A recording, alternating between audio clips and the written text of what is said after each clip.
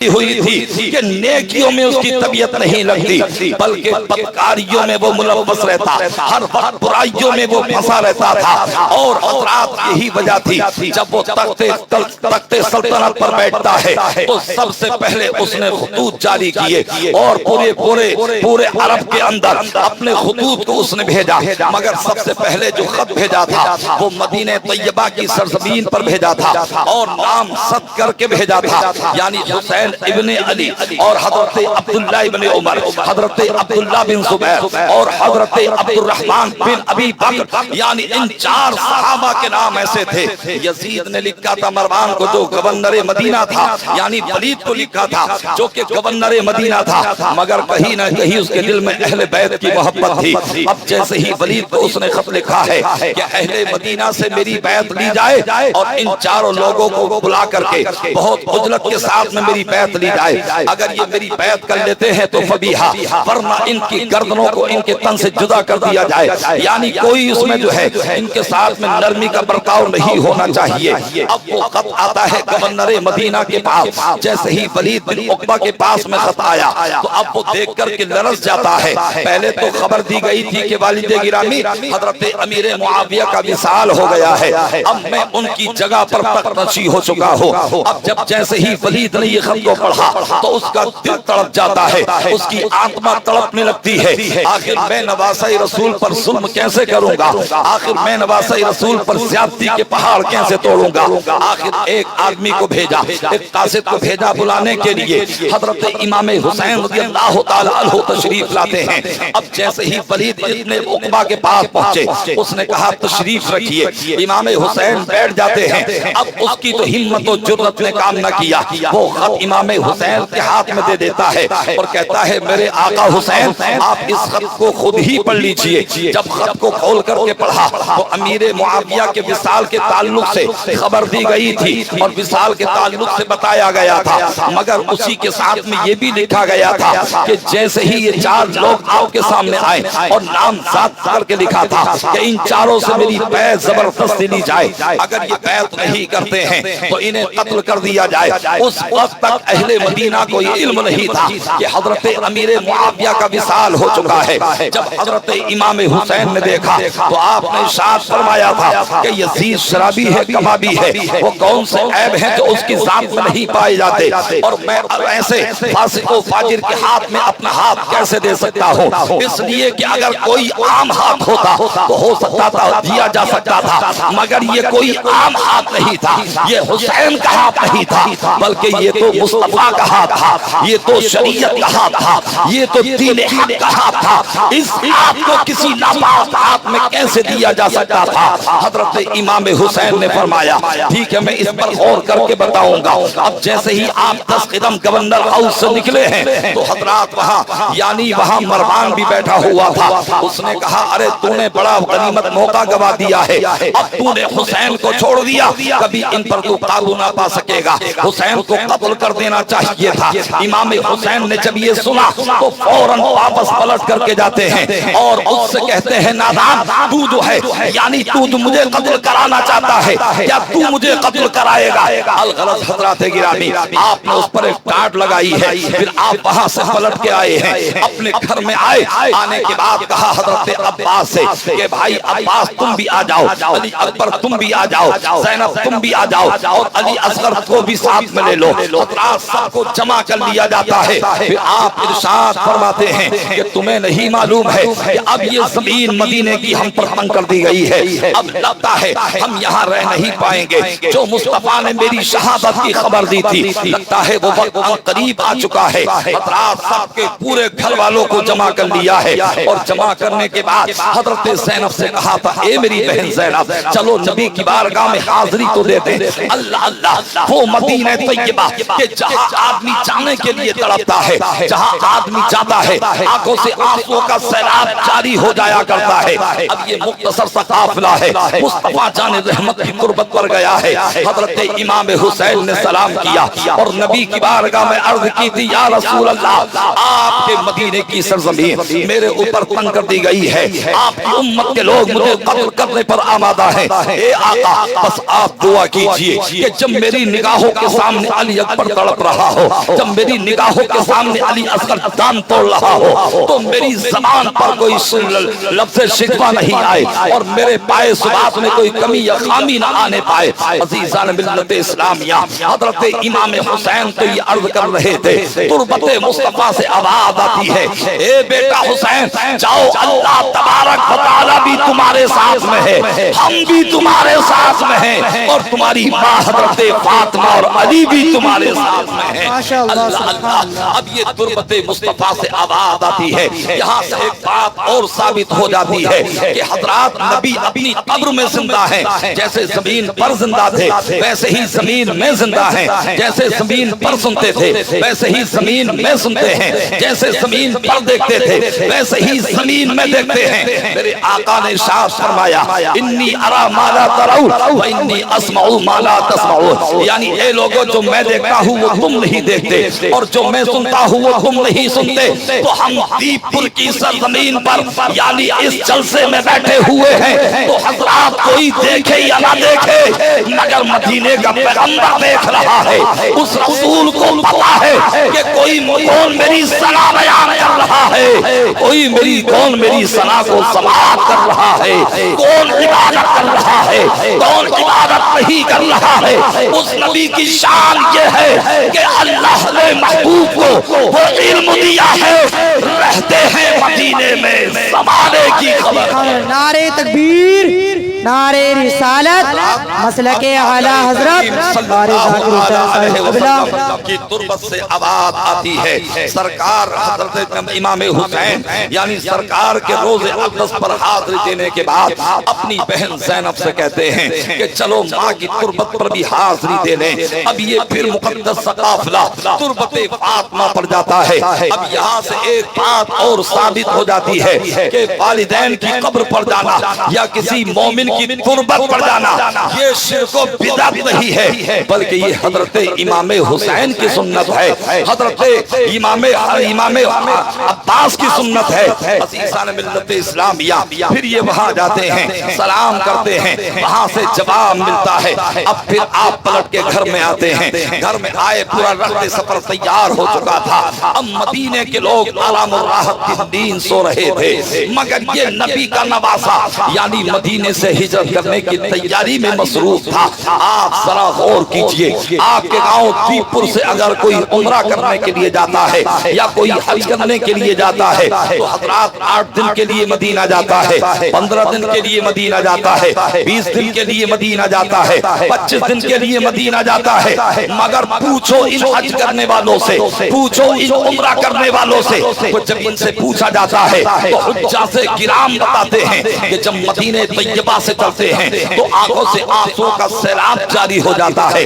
جیسے ہی معلم اعلان کرتا ہے، گورنمنٹ کا آدمی اعلان کرتا ہے کہ فلاں فلاں جگہ کے لوگوں اور فلاں فلاں تاریخ میں آنے والوں تمہارا فرق مکمل ہو چکا ہے، تمہیں کل کو مدینے کو چھوڑنا ہے، کل کو تمہاری فلائٹ ہے۔ تو حجاج کرام کہتے ہیں کہ دل دھک دھک کرنے لگتا ہے، آنکھیں بہنے لگتی ہیں، اور ہر حاجی نبی کی بارگاہ میں عرض کرتا ہے یا رسول اللہ آپ نے ایک مرتبہ حاضری کا موقع دیا ہے، ایک مرتبہ اور بلا لیجئے گا۔ حجاج کرام فرماتے ہیں کہ جب بس میں بیٹھ جاتے ہیں تو جہاں تک گنبد خضرا نظر آتا ہے، جہاں تک مسجد نبوی کے مینار نظر آتے ہیں، وہاں تک حاجی پلٹ کے دیکھتے رہتے ہیں۔ تو آپ ذرا سوچئے تو صحیح، حاجی حج کرنے کے لیے گیا، مدینہ 8-10 دن یا 15 دن کے لیے گیا تو اتنی محبت اسے پیدا ہو گئی، مگر میرا حسین تو پیدا مدینے میں ہوا، میرے حسین کا بچپنا مدینے میں گزرا،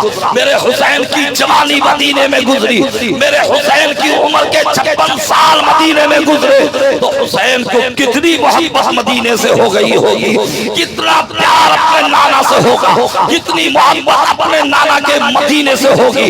تو پتہ یہ چلا کہ حسین نے سب کچھ گوارا کیا ہے، مگر پرچم اسلام جھک جائے یہ حسین نے گوارا نہیں کیا۔ سبحان اللہ، سبحان اللہ، ماشاءاللہ۔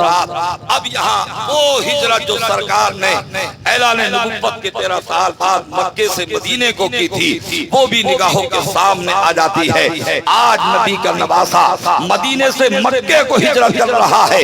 آخر دونوں ہجرتوں میں فرق کیا ہے؟ دونوں ہجرتوں میں امتیاز کیا ہے؟ تو حضرات گرامی امتیاز یہ ہے کہ جب سرکار نے مکے سے مدینے کو ہجرت کی تھی تو اسلام پھیلانے کے لیے آج حسین مدینے سے مکے کو ہجرت کر رہے ہیں اسلام بچانے کے لیے۔ بے شک سبحان اللہ سبحان اللہ۔ حضرت امام حسین آپ کے آبان و انصار مدینہ شریف سے آپ ہجرت کرتے ہیں، مکہ شریف میں پہنچتے ہیں، اور وہاں پہنچنے کے بعد یعنی آپ 1-2 مہینہ تک رہے اور 8 ذی الحجہ کو آپ نے وہاں سے نعرہ تکبیر، نعرہ رسالت، مسلک اعلی حضرت مفتی سرفراز حسین صاحب قبلہ، مفتی سرفراز حسین صاحب قبلہ، نعرہ تکبیر، نعرہ رسالت۔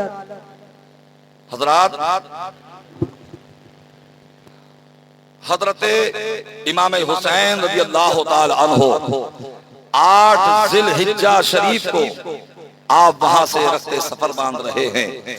اکابر صحابہ، اجلہ صحابہ امام حسین کی بارگاہ میں عرض کرتے ہیں، حسین آپ کوفے کو مت جائیے، یہ بڑے بے وفا لوگ ہیں، یہ کبھی کسی کے ساتھ میں وفائی نہیں کرتے، انہوں نے آپ کے والد حضرت علی کو بھی شہید کیا، آپ کے بھائی حسن کی شہادت میں بھی انہی کا ہاتھ تھا، اور یہ کمی آپ کے ساتھ میں بھی نہیں چھوڑیں گے۔ مگر حسین کو تو وہ وعدہ یاد آ رہا تھا جو بچپنے میں امام حسین کی شہادت کی خبر مصطفیٰ جان رحمت نے یعنی مشتہر فرما دی تھی۔ الغرض آپ وہاں سے چلتے ہیں اور 2 محرم الحرام کو آپ یعنی آپ نینوا کی سرزمین پر پہنچتے ہیں، کربلا کی سرزمین پر پہنچتے ہیں۔ وہاں پہنچنے کے بعد حضرت امام حسین نے علی اکبر سے کہا تھا، بیٹا اس جگہ کا پتہ کرو، اس جگہ کا نام کیا ہے؟ کہا اس جگہ کا نام کربلا ہے، اسے نینوا کی سرزمین کہا جاتا ہے۔ امام حسین نے فرمایا اب کجاوے یہی لگا لو، اپنے خیموں کو یہی گاڑ دو، اپنی سواریوں کو یہی روک لو، اور اب یہی ہمیں قیام کرنا ہے۔ یہی وہ جگہ ہے جہاں مصطفیٰ جان رحمت نے میری شہادت کی خبر دی تھی، یعنی جس جگہ کے بعد تعلق سے کہا تھا کہ میرے بیٹے حسین کو اس جگہ پر قتل کیا جائے گا، تو یہ وہی جگہ آ گئی ہے۔ اب حضرات گرامی خیمے کاٹ دیے گئے ہیں، کجاووں کو اتار لیا گیا ہے، اونٹوں کو باندھ لیا گیا ہے۔ حضرت امام حسین رضی اللہ تعالی عنہ ہیں، آپ کے آبان و انصار ہیں، یہاں تک کہ حر آتے ہیں جو کہ 1000 فوج کا دستہ لے کر کے آتے ہیں۔ اب جیسے ہی حر آیا، حر نے آپ کو اپنی حراست میں لیا۔ امام حسین رضی اللہ تعالی عنہ نے اس سے بات چیت کی، آخرکار بات چیت ہوتی رہی۔ نماز ظہر کا وقت آیا، امام حسین نے فرمایا حر ذرا یہ بتا کہ نماز میری اقتدا میں ادا کرے گا یا اپنی نماز الگ پڑھے گا؟ اب حضرت حر جانتے تھے کہ جب امام برحق موجود ہے تو الگ نماز پڑھنے کا مطلب ہی اور معنی ہی نہیں ہے۔ الغرض آپ عرض کرتے ہیں کہ آقا حسین میں آپ کی اقتدا میں نماز ادا کروں گا۔ نماز ظہر ادا کی جاتی ہے، نماز ظہر حضرت حر انہی کی اقتدا میں نماز ادا کرتے ہیں۔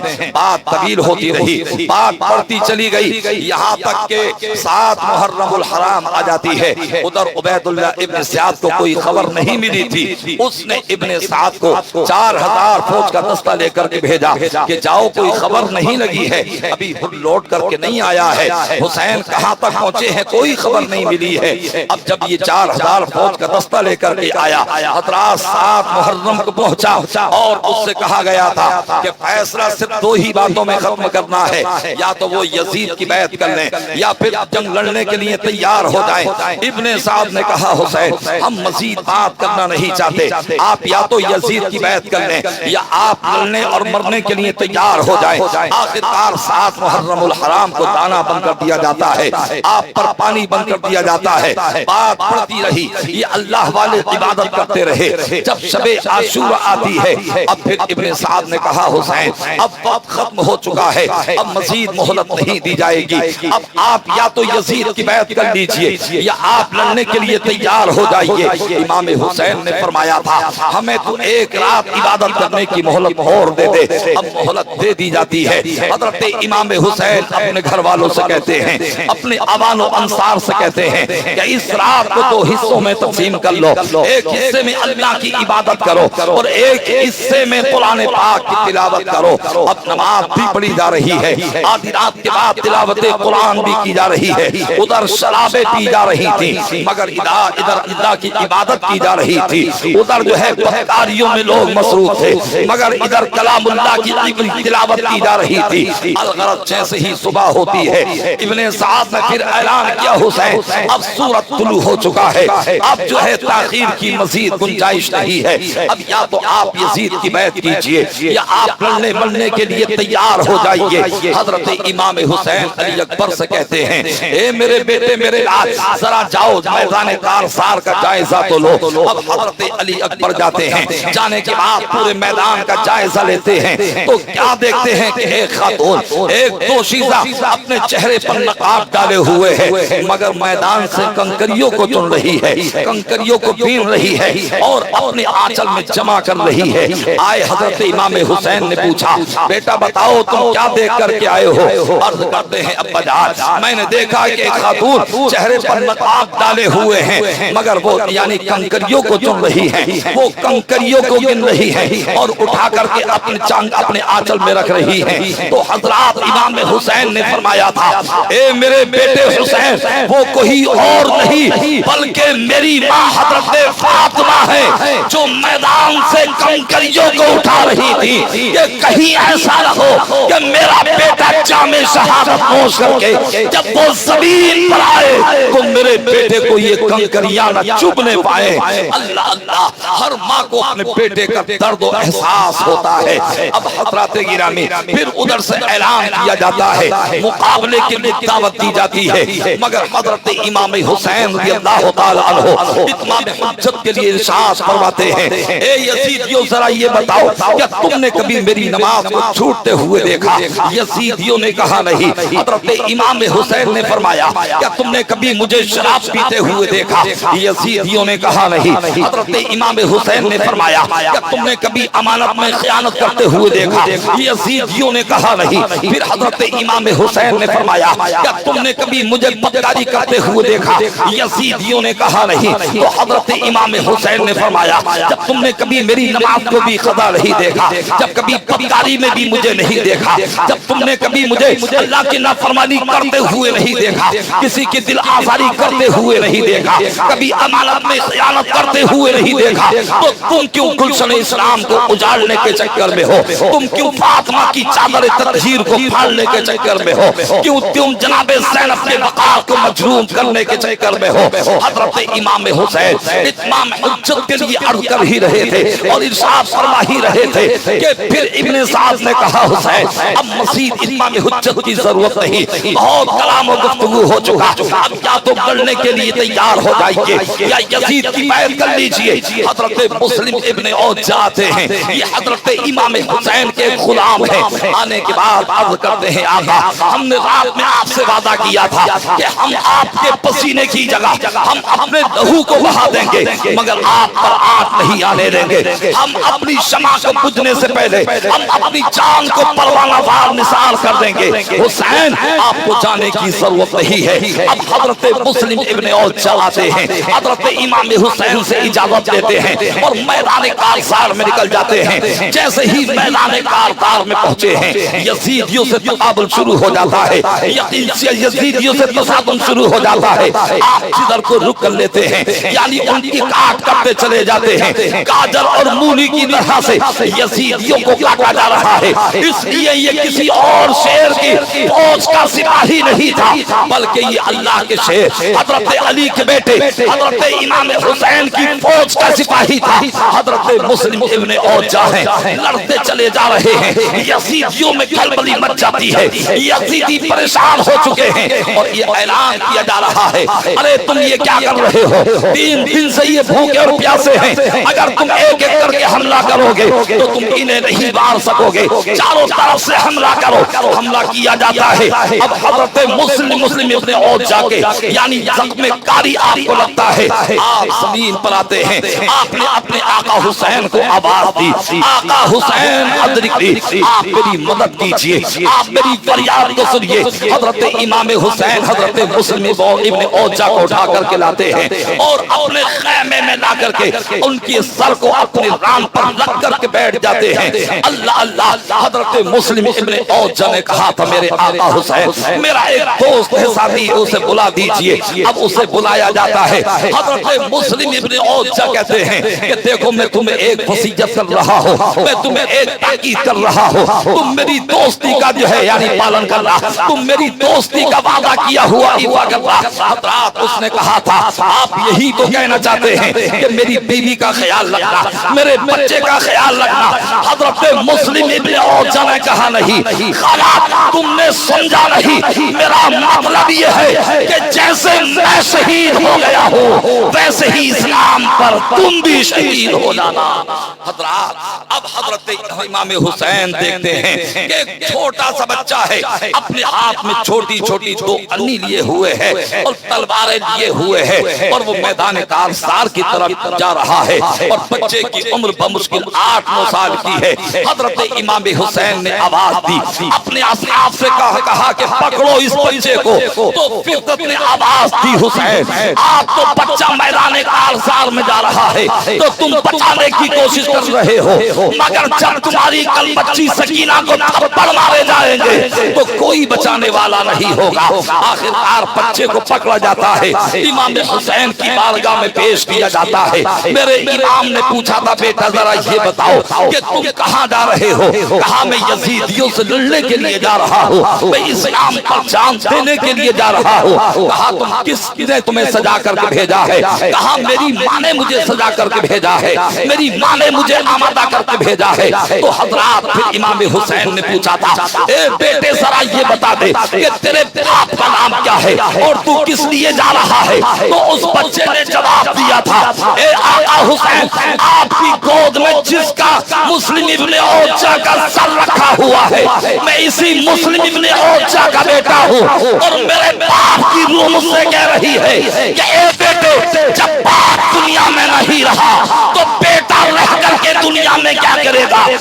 جلدی سے جا محمد اور آل محمد پر قربان ہو جا۔ بے شک بے شک، سبحان اللہ سبحان اللہ۔ الغرض حضرات بات تو بہت طویل ہے اور میرے بات آپ کو بہت ہی مدلل و مفصل و متحقق خطاب حضرت علامہ مفتی سرفراز حسین صاحب قبلہ منظری کا سماعت کرنا ہے۔ حضرت پوری شان خطابت اور علمی جلالت کے ساتھ تشریف فرما ہیں۔ بس میں اپنی بات کو سمیٹوں اس لیے کہ مجھے آپ کے چہروں پر بھی ترس آ رہا ہے، کیونکہ آپ جو ہے کچھ تو جو ہے مسرورن سن رہے ہیں اور کچھ جو ہے مجبورن سن رہے ہیں۔ اللہ تعالی ہمارے حال ذات پر رحم فرمائے۔ جب دین کی بات آتی ہے نیند بھی آتی ہے، سستی بھی آتی ہے، تھکان بھی محسوس ہوتی ہے اور دن بھر ڈھول بجاتے رہیں گے تو کوئی تھکاوٹ کا احساس نہیں، لہو و لعب میں لگے رہیں گے کوئی احساس نہیں ہوتا۔ بہرحال پروردگار کرم فرمانے والا ہے، ایک مرتبہ محبت سے بولیں یا حسین۔ تو حضرات اب حضرت امام حسین رضی اللہ تعالی عنہ ہیں۔ میں ٹائم دیکھ لوں، جو میں نے وعدہ کیا تھا اتنا ٹائم تو میں پورا کروں گا، اور ایسا نہیں ہے کہ انشاءاللہ رات بہت طویل ہے، بارش بھی ڈل گئی ہے اور مفتی صاحب کا بھی جو ہے مدلل ہی بیان سننا ہے، 1-1.5 گھنٹے سے کم تو سننا ہی نہیں ہے۔ اگر یہ نہ بھی سنانا چاہیں گے تو زبردستی جو ہے انشاءاللہ ہم ان سے جو ہے سماعت کریں گے، اس لیے کہ مجھے بھی 1 سال کے بعد نہیں بلکہ شاید 2 سال کے بعد جو ہے انہیں سننے کا موقع مل رہا ہے۔ زور سے بولیں یا رسول اللہ۔ تو میں عرض یہ کر رہا تھا حضرت امام حسین میں آخری بات پیش کر دیتا ہوں۔ حضرت امام حسین رضی اللہ تعالی عنہ کے آوان انصار جو ہے شہید ہوتے رہے، جام شہادت نوش کرتے رہے۔ ابن سعد نے کہا ابھی تو ان کے دوست و احباب مارے جا رہے ہیں، ابھی تو ان کے ساتھ کے لوگ مارے جا رہے ہیں، جب ان کے بچوں کو مارا جائے گا تو یہ یزید کی بیعت کریں گے۔ آخر حضرت علی اکبر بھی شہید ہو جاتے ہیں، اس کی وضاحت اور شہادت حضرت پیش کریں گے۔ میں بس آخری ایک شہادت پیش کرتا ہوں اور تھوڑا سا تو 4 منٹ مابعد کربلا پیش کر کے میں آپ سے جو ہے رخصت ہو جاؤں گا۔ حضرات گرامی اب سب یعنی شہید ہو جاتے ہیں، صرف حضرت امام زین العابدین ہیں اور حضرت امام حسین ہیں۔ اللہ اللہ، حضرت امام زین العابدین یعنی شدت بخار سے آپ بے چین ہیں، اور شدت بخار سے اور بخار کی تمادت سے آپ کا بدن یعنی جھلستا جا رہا ہے، اور آپ جو ہے بڑے شدت بخار سے آپ پریشان ہیں، بار بار اٹھنے کی کوشش کرتے ہیں مگر کمزوری لاحق ہو چکی ہے اور کمزوری کا لاحقہ ہو چکا ہے۔ حضرات آپ بار بار بیٹھ جاتے ہیں، عرض کرتے ہیں بابا جان آپ میرے ہوتے ہوئے آپ میدان کارزار میں کیوں جا سکتے ہیں؟ الغرض حضرت امام حسین نے کہا تھا اے میرے بیٹے ہیں امام زین العابدین، میں آپ کو بتا دوں کہ آپ میری نسل کا خاتمہ کرنا چاہتے ہیں، میری نسل حسینی تو آپ ہی سے وابستہ ہے، تمہیں خاتمہ نہیں کرنا ہے، تمہیں میری نسل حسینی کو بھی باقی رکھنا ہے اور اپنی بہن سکینہ کی بھی حفاظت کرنا ہے، اپنی پھوپھی حضرت زینب کی بھی حفاظت کرنا ہے، اور ان سب کو تمہیں لے کر کے مدینہ جانا ہے۔ الغرض حضرت امام حسین نے اپنی بہن زینب سے کہا لاؤ ذوالفقار حیدری دو، لاؤ چچا امیر حمزہ کا نیزہ دو، لاؤ حضرت علی کا پٹکا دو، یہ تمام ساز و سامان لایا جاتا ہے۔ حضرت امام حسین تیار ہو جاتے ہیں، آخرکار حضرت سکینہ نے یعنی حضرت امام حسین کی بارگاہ میں عرض کیا تھا کہ ابا جان آپ کہاں جا رہے ہیں؟ آپ تو اس جگہ جا رہے ہیں جہاں آج صبح سے جو بھی گیا ہے وہ واپس پلٹ کر کے زندہ نہیں آیا ہے۔ حضرت امام حسین تیار ہو جاتے ہیں، حضرت شہربانوں کو سمجھاتے ہیں، حضرت زہرا جناب زینب سے کہتے ہیں، حضرت سکینہ کو سینے سے لگاتے ہیں اور انہیں تسلی و تشفی دیتے ہیں کہ دیکھو ہمارا امتحان تو ختم ہونے والا ہے مگر اب تمہارا امتحان مزید شروع ہونے والا ہے، تم صابروں کی اولاد ہے، تم صابر شاکروں کی اولاد ہو، کبھی تمہارے ہاتھ سے صبر کا دامن نہیں چھوٹنا چاہیے۔ آپ نے تاکید و وصیت کی اور پھر آپ گھوڑے پر سوار ہوتے ہیں، اور آپ گھوڑے پر سوار ہونے کے بعد گھوڑے کو ایڑ لگاتے ہیں مگر جب ایڑ لگائی تو گھوڑا آگے نہیں بڑھ رہا ہے۔ حضرت امام حسین نے فرمایا اے میرے شیر کیا تو یزیدی لشکر و سپاہ سے بڑھ گیا ہے؟ کیا تو یزیدی تلواروں سے ڈر گیا ہے؟ تو کیا یزیدی بھالوں سے ڈر گیا ہے؟ کیا تو لشکر و سپاہ سے یزیدیوں کے ڈر گیا ہے؟ تو اس گھوڑے نے کیسا وفادار گھوڑا تھا حسین کا، اس سواری نے جواب دیا تھا میرے آقا حسین میں یزیدی لشکر و سپاہ سے نہیں ڈرا، میں ان کے تیر و خنجر سے نہیں ڈرا، میں ان کی تیر و تلوار سے نہیں ڈرا، بلکہ اے میرے آقا حسین میرے قدموں میں یعنی سکینہ نے اپنی باہوں سے زنجیریں ڈال دی ہیں، میں سکینہ کو کچل کر کے یزیدی نہیں بننا چاہتا، آپ اپنی بچی سکینہ کو ہٹائیے، میں جانے کے لیے تیار ہوں۔ جب حضرت امام حسین نے دیکھا تو بچی سکینہ قدموں سے لگی ہوئی ہے اور ابا حسین کے نعرے بلند کر رہی ہے۔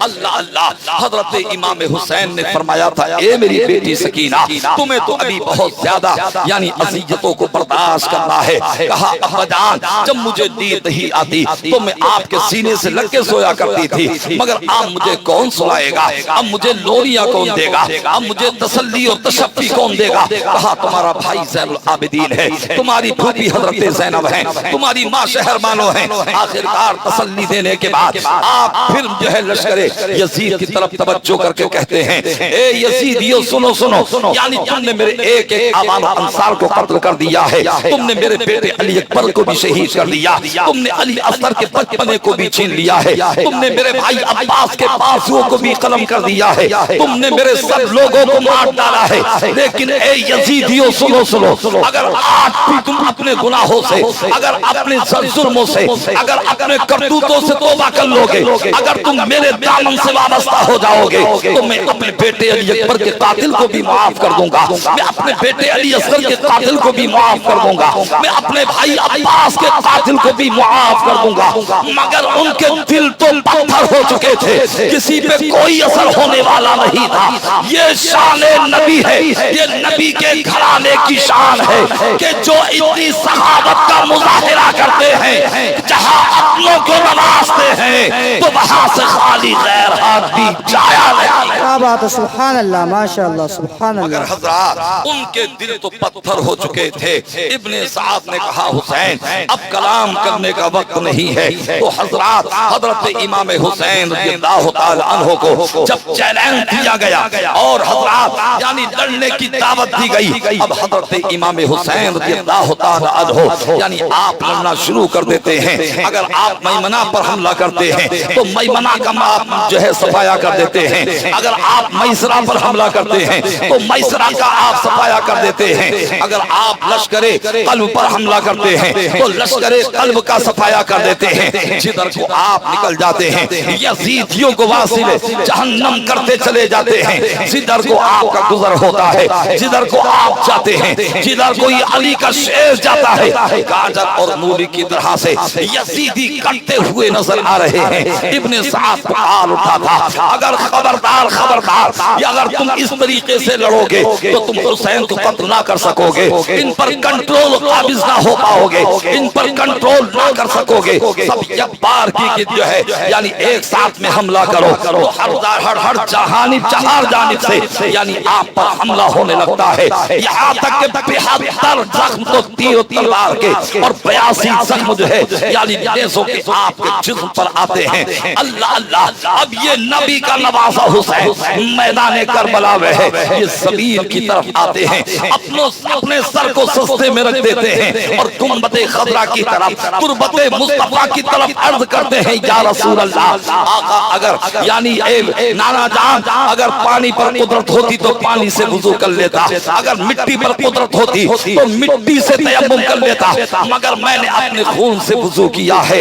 آپ دعا کیجئے کہ پروردگار میرے سجدے کو قبول فرما لے۔ حضرات تو میں بتانا یہ چاہتا ہوں کہ حسین ابن علی لڑ رہے تھے، حضرات جس تلوار کو یعنی علی اکبر کی شہادت نہ روک سکی، جس تلوار کو علی اکبر علی اصغر کا بچپنا نہ روک سکا، جس تلوار کو عباس کے کٹے ہوئے بازو نہ روک سکے، جس تلوار کو سکینہ کی پیاس نہ روک سکی، اس تلوار کو نماز نے روک دیا ہے۔ پتا کیا چل رہا ہے کہ اے لوگوں دیکھو میں نے 3 دن سے کھانا نہیں کھایا ہے، میں نے 3 دن سے پانی نہیں پیا ہے، مگر اللہ کا سجدہ قضا نہیں ہو رہا ہے، نماز قضا نہیں ہو رہی ہے۔ تم تو کھانا کھا کر کے بھی نماز نہیں پڑھتے، تم تو پانی پی کر کے بھی نماز نہیں پڑھتے، تم تو ایئر کنڈیشن مکانوں میں بھی رہ کر کے یعنی تم نماز نہیں پڑھتے، تم عیش و عشرت کے ساتھ میں رہ کر بھی اپنی نماز کو قضا کر دیتے ہو۔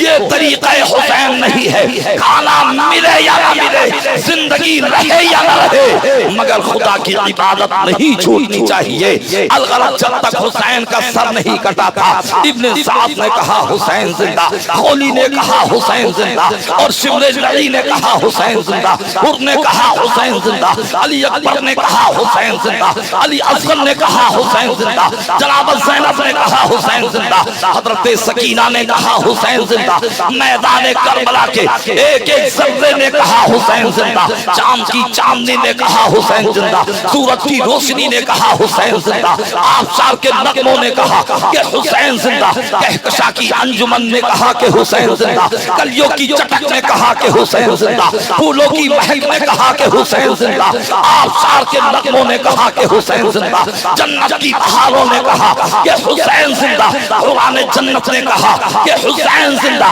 خلبان خلد نے کہا حسین زندہ، تو جب تک گردن کٹی نہیں تھی پورے جہان نے کہا حسین زندہ، اور جب گردن کٹ گئی تو قرآن نے کہا حسین زندہ۔ سبحان اللہ، نعرہ تکبیر، نعرہ رسالت، مسلک اعلی حضرت آخری بات اور ذاکر پیش حسین کرتا صاحب ہوں، قبلہ۔ آپ جو ہے سماعت کیجئے گا۔ حضرات میں آپ سے پوچھنا چاہتا ہوں کتنے ہزار پر مشتمل تھا یزیدیوں کا لشکر؟ 22,000۔ عام طور سے سبھی جانتے ہیں اور سنتے ہیں، تو اس میں سے کٹ کتنے گئے تھے؟ تقریباً 450 یا 500 جو ہے یزیدی مارے گئے تھے. اور یہ کتنے لوگ تھے؟ 72 لوگ تھے. ایک روایت میں 82 آتا ہے. مگر حضرات گرامی میں آپ سے پوچھنا چاہتا ہوں، یعنی جب یہ کربلا سے یزیدی لشکر لوٹ کر کے گیا دمشق کو، تو حضرات 21,500 تقریباً یہ لوٹ کر کے گئے تھے. مگر آج میڈیا کا دور ہے، آج جو دور ہے یعنی آج ٹیکنالوجی کا دور ہے، آج جو ہے ریسرچ کرنے کا دور ہے، آج تحقیق کرنے کا دور ہے.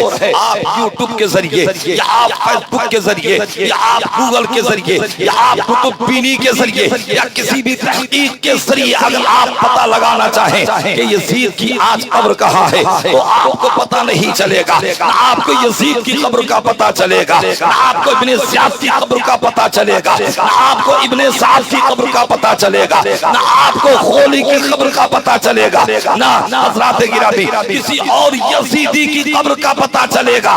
یعنی آپ تاریخ کو پڑھیے تو آپ کو نہ کسی کے حسب کا پتہ چلے گا، نہ کسی کے نسب کا پتہ چلے گا، نہ کسی قبر کا پتہ چلے گا. مگر کربلا کی سرزمین سے حسین کا صرف ایک بیٹا زین العابدین بچ کے آیا تھا، اور یزیدی 21,500 بچ کے آئے تھے. ان کی قبر آپ کو کہیں نہیں ملے گی. مگر آج دنیا کا کوئی ملک ایسا نہیں ہے کہ جس ملک میں حسین کا بیٹا نہ رہتا ہو. سبحان اللہ سبحان اللہ ماشاءاللہ. تو یزید اور یزیدیوں کی جو ہے یعنی قبر کا بھی پتہ نہیں چلے گا. یزید کی کربلا کے میدان مارکہ کربلا کے بعد 6 سال تک زندہ رہا. درد قولنڈے میں وہ مرا. مگر حضرات اور ایک روایت میں اس کے 14 بیٹے تھے، اس کے بیٹوں کی بھی قبر کا پتہ نہیں چلے گا. مگر امام حسین بھی قبر موجود ہے. حضرت امام زین العابدین کا بھی روزہ جگمگا رہا ہے. اور حضرت امام زین العابدین کے بیٹوں کے بھی جو ہے یعنی روزے جگمگا رہے ہیں. یہ امام تقی انہی کے شہزادے ہیں، امام نقی انہی کے شہزادے ہیں، امام جعفر انہی کے شہزادے ہیں، امام صادق انہی کے شہزادے ہیں، اور غوث اعظم انہی کے شہزادے ہیں، اور اجمیر کے معین الدین انہی کے شہزادے ہیں، دلی کے نظام الدین انہی کے شہزادے ہیں، کلیر کے صابر علاء الدین انہی کے شہزادے ہیں، اور مراد آباد کے نعیم الدین انہی کے شہزادے ہیں، مخدوم سمنہ انہی کے شہزادے ہیں، مخدوم مغیرہ انہی کے شہزادے ہیں، مخدوم مسعودی انہی کے شہزادے ہیں، اور مخدوم کالپی شریف انہی کے شہزادے ہیں. تو پتہ چلا کہ حسین کا نام بھی زندہ ہے اور حسین کا خاندان بھی موجود ہے. کیا بات ماشاءاللہ ماشاءاللہ سبحان اللہ. قتل حسین